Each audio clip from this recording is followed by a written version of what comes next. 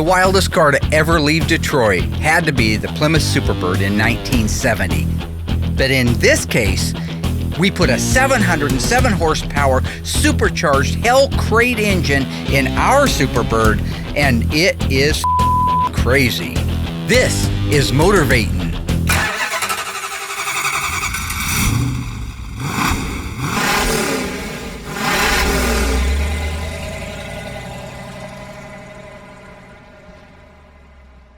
So the Hellbird started life as a regular Roadrunner. We converted it into a Superbird. As soon as the body and the paintwork was done on this car, we installed the drivetrain. Very unique. It is the only one in the world to feature this drivetrain. A 707 horsepower factory crate engine. This is a Hellcat.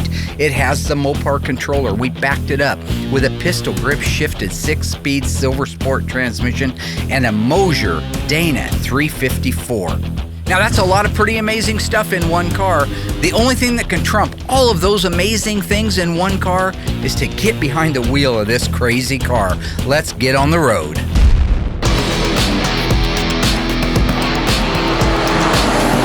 So my experience driving this car was unparalleled. Previous to this, the fastest Mopar I had driven was the 2016 SEMA Cuda. This car would blow its doors off.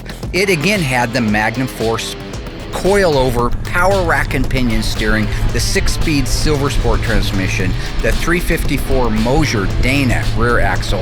It ran on 15x7 rallies with F60 15 tires.